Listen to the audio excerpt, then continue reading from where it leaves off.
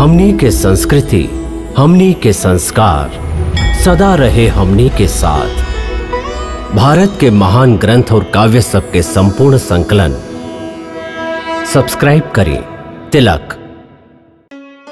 प्रार्थना की खुशबू, cycle pure अगरबत्ती।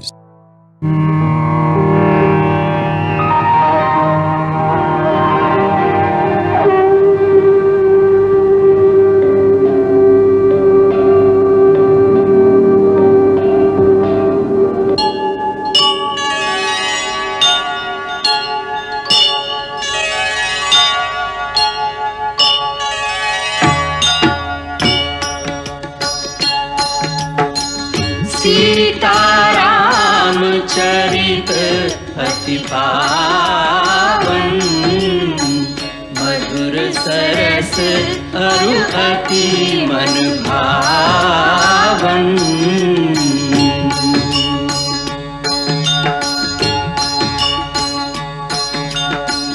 पुण्य पुण्य कितने हो सुने सुनाए, की प्यास बुझत न बुझाए।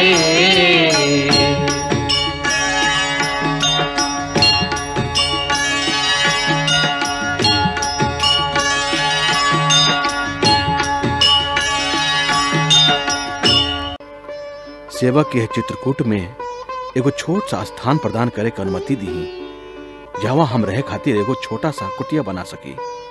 वैसे तो तुहार कुटिया हर भक्त के हृदय में बा, फिर भी सांसारिक रूप से पूछ रहल बाड़ा त ऋषिगण और मुनिगण से सेवित यह चित्रकूट में मंदाकिनी नदी के किनारे आपन स्थान बनाला। पुण्य सलीला मंदाकिनी वास्तव में गंगा के ही एगो धारा है। इहवा के वन में रहे वालन कोल किरात बड़ा स्नेही और भक्त बाड़न। वो अपन राजा के तरह तुहार आदर करिए और कुटिया के निर्माण में तुहार सहायता करिए। जे आज्ञा।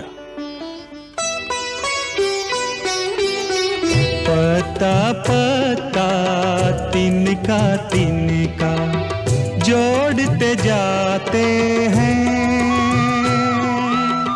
महलों के वासी जंगल में कुटी बनाते हैं।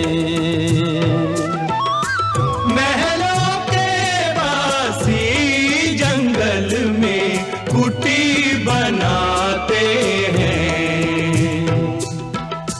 पता पता तिनका तिनका जोड़ते जाते हैं।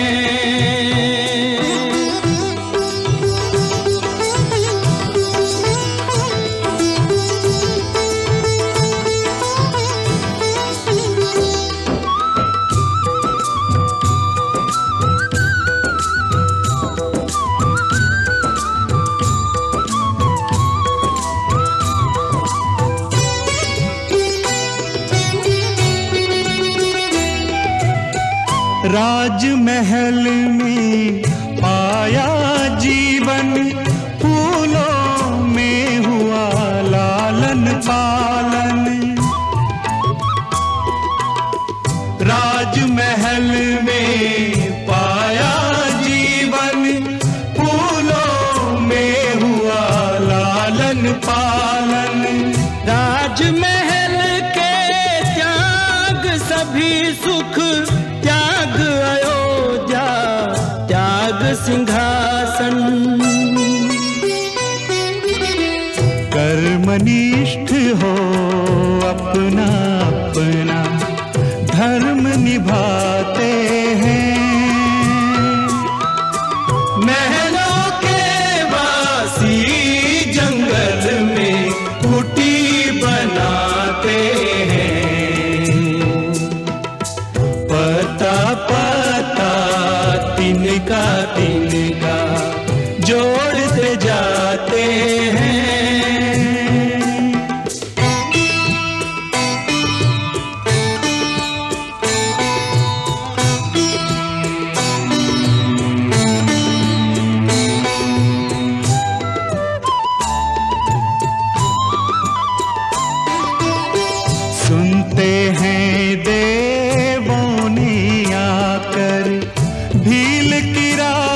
का भेष बनाकर सुनते हैं देवों ने आकर, भील की रात का भेष बनाकर पर्ण कुटी रहने को प्रभु के रख दी हाथों हाथ सजाकर। राम सिया की सेवा कर सब पुण्य कमाते हैं, राम सिया की सेवा कर सब पुण्य कमाते हैं।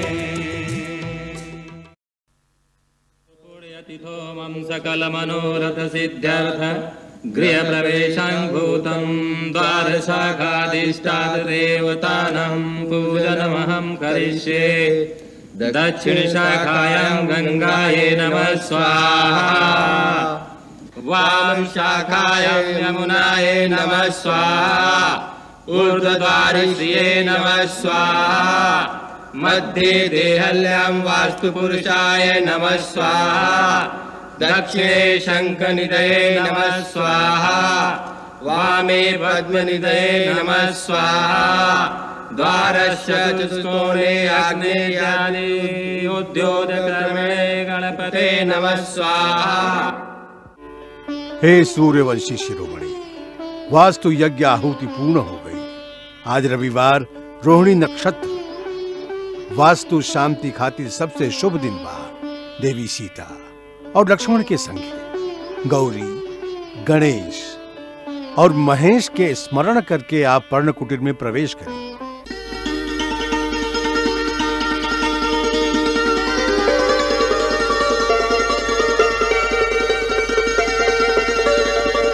आप गुरुजनों के मंगल कामना और आशीर्वाद। तथास्तु।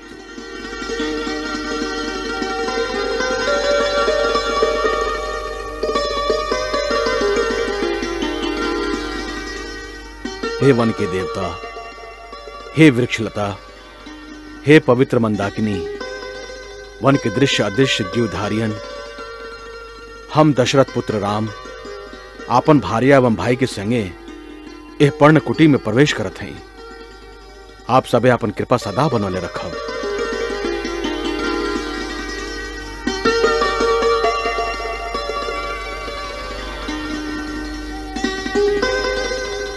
ओम गणपतये नमः। ओम पितृ मातृ चरणकल्पेभ्यो नमः। ओम ग्राम देवताभ्यो नमः। ओम वासुदेवाय नमः। ओम पित्रे नमः। ओम कुल देवताभ्यो नमः। ओम गणपते महादेवताभ्यो नमः।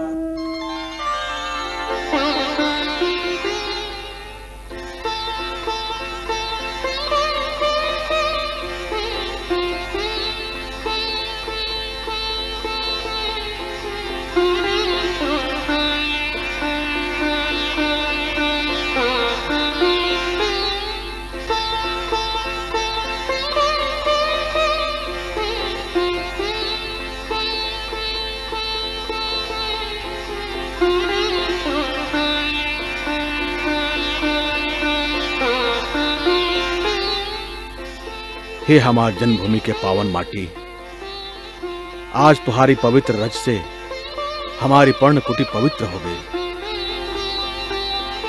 आज से यह में हमार अयोध्या है, यह में हमार कौशल देश है।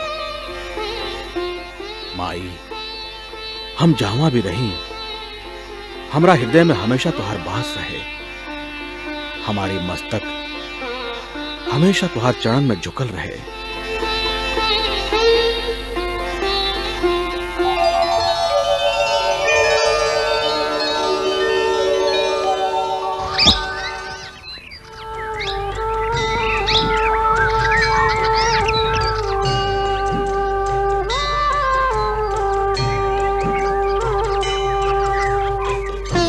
आचार्य जी गुरुदेव, सब व्यवस्था हो गई। जी गुरुदेव, सब व्यवस्था हो गई बा। गुरुदेव प्रणाम। कल्याणमस्तु। आप हमारी रक्षा करी, आप हमारी सहायता करी। हम आपके शरण में आइल हैं। का बात है आर्य सुमंत, इतना काहे विह्वलवानी? जे आस जे मनोरथ मन में संजो के महाराज हमरा के भेजले रही, हम ओकरा के पूरा ना कर सकली। हम जानत रही तोरा यही तरह लौट आवे के पड़ी। गुरुदेव, हम देवी सीता के भी ना ला सकली, खाली रथ लेके ही लौटैली। सुमंत, तू रथ खाली लेके ना आइल बड़ा, तू रथ में रघुवंश के सत्य, धर्म और वचन पालन के गौरव लेके आइल बड़ा। यदि रथ एह तरह ना लौटत त धर्म चक्र के धूरी रसातल में धस जात। अब तू जा सुमंत, महाराज के जाके मिला। ना गुरुदेव, महाराज के सामने जाए के हमरा में साहस नहीं खे। उनकर आंख राजमार्ग के सूना रास्ता पर बिछल हुई, उनकर कान रथ के ध्वनि सुने खातिर तरस रहल हुई। सुमंत के अकेला देख के उनकर जे दशा हो सकेला, एक कल्पना भी करके हम कांप रहा हैं। गुरुदेव, गुरुदेव, यदि आप संगे रहब तो आपके ज्ञान और आपके उपदेश के वाणी सुन के महाराज के दुख कम हो सकेला। ये अयोध्या पर आपत्ति के समय बा।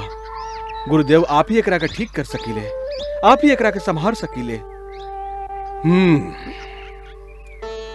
होनी के केहू कबले टाल सकी। चला सुमंत, हम तोहरे संगे चलत हई।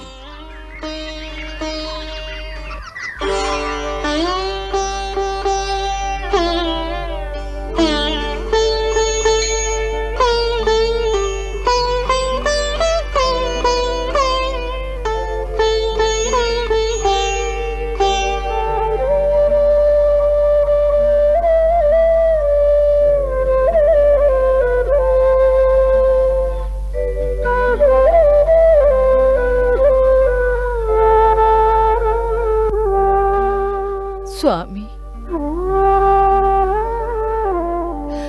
स्वामी।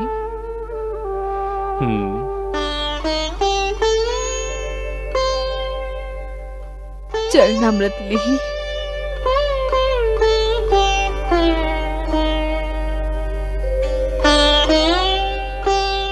आज 5 दिन बीत गए राम के गईला, अभी तक सुमंत ना आइला।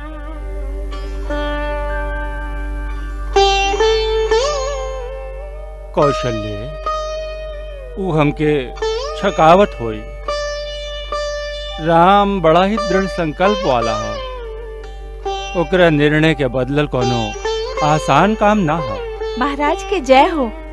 हाँ। महाराज, गुरुदेव वशिष्ठ और सुमंत के संगे पधार रहल हैं। हाँ? वो आ गईलन, उनका शीघ्र ले आओ। जय आज्ञा।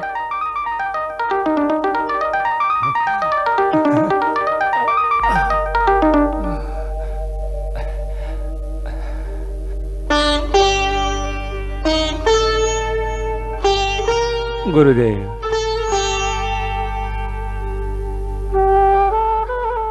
सुमंत अकेले आइल बाड़ा? हमार राम कहाँ बाड़न? हमार सीता कहाँ बाड़ी?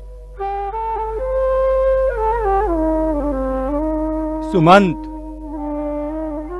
क्षमा करी महाराज, हम आपके आज्ञा के पालन ना कर सकली। सुमंत, सीता के भी ना ला सकला? हमार अतना सा बात ना रख सकला? हाँ महाराज, हम घोर अपराध कैले हैं।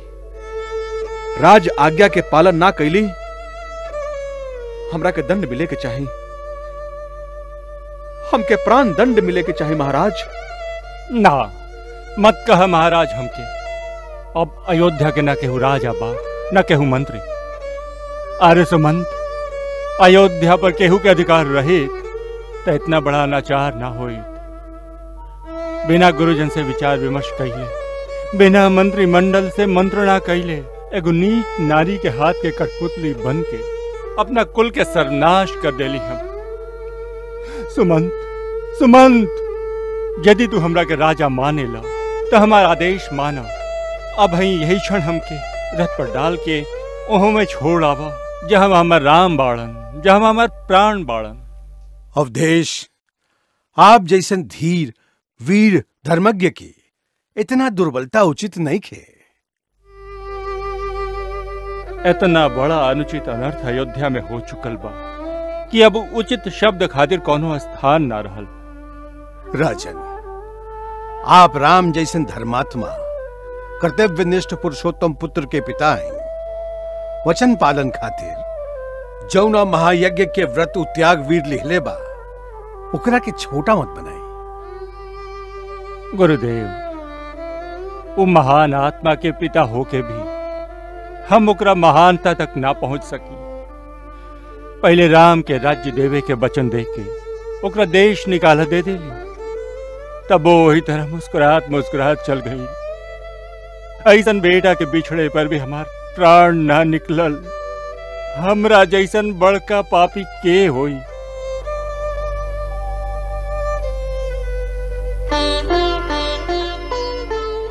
हे विधाता, यदि हम जीवन में कोनो भी अच्छा कर्म कैले हैं तो ओकरा बदले हमके अभी मृत्यु दे दी। अब जीवन के दुख सहात नहीं खे सहात।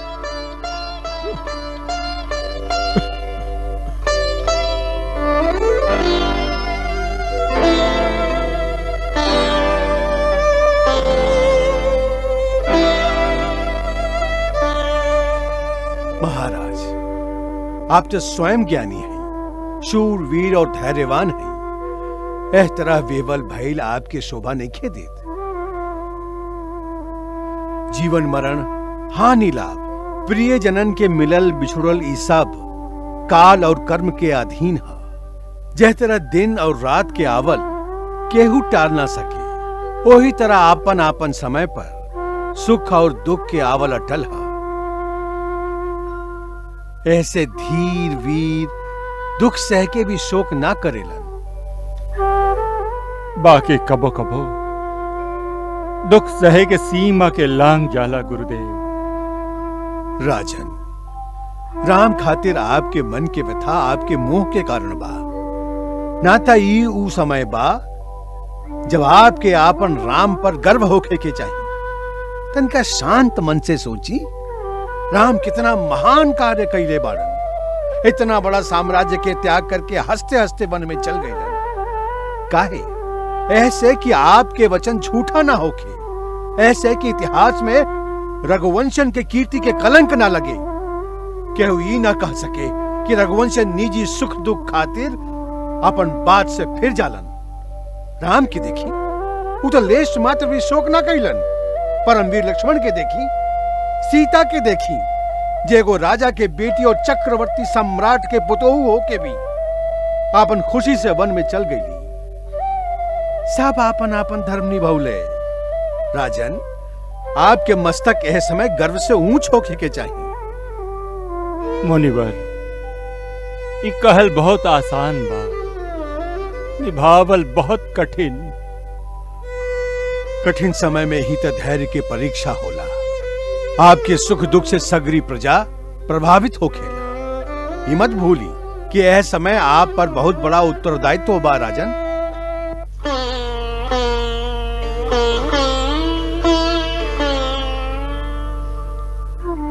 आपके खातिर श्री राम भी बार बार यह सनेसा देहले बाड़न कि पिताजी, हमरा चलते आप चिंता मत करी, न तो हमरा दुख होई। राज्य छोड़े के हमरा कौनो दुख नहीं खे। वो भरत खातिर भी सनेसा भेजले बाड़न कि वो ऐसा कुछ ना करस जेकरा से हमरा पिताजी के दुख पहुंचे। महाराज, आपन राम के खातिर ही सही ये दुख त्याग दी। महाराज, तनिक विचार करी महाराज। एह समय राम वियोग के अथाह समुंदर में अयोध्या के जहाज डोल रहल बा। आप ओ जहाज के खेवनहार हैं महाराज। आप धीरज रखब तो हम लोगन एह तूफान के पार कर जाए, ना तो ये जहाज डूब जाए। नाथ, धीरज रखिए स्वामी। राम लक्ष्मण सीता आपकी जरूर फिर से मिल जाए।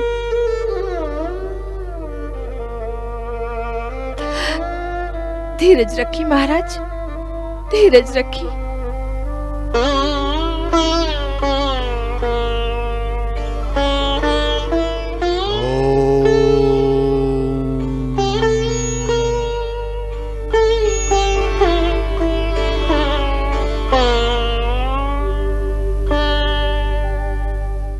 रानी रानी, सब ठीक हो गए, सब ठीक हो गए। सुमंत लौट आइलन। हाँ? राम, सीता, लक्ष्मण सबे गंगा पार करके वन में चल गईले। अब कौनो संदेह नहीं खे, कौनो डर नहीं खे। बाकी महाराज, ये सब सुन के महाराज सुमंत से का कहले? का कहतन? विलाप करने लगले। बाकी गुरु वशिष्ठ उनका ज्ञान ध्यान के बात समझा के शांत कर देहलन। तब से वो चुप बाड़न, सुनले हाई केहू से कुछ कहते नहीं खे। आसमान की तरफ देखत रहेलन बस। राम राम राम राम राम राम राम राम। कौशल्य कौशल्य कौशल्य, तू कहाँ बाड़ू देवी? स्वामी, तू कहाँ बाड़ू देवी? कहाँ बाड़ू? हम एवा है महाराज। कौशल्य, तू तू तू हमरा क्या स्पर्श कर? हम तो क्या अपना आंख से देख नहीं की पावत। तू हमारा स्पर्श कर कौशल्य, हमारा स्पर्श करा। हम आपके पास ही हैं स्वामी। हमरे पास बैठल रहा। हम आपके पास ही हैं स्वामी। हाँ? मंगल भवन अमंगल हारी, प्रभु सुदशरथ अजिर बिहारी।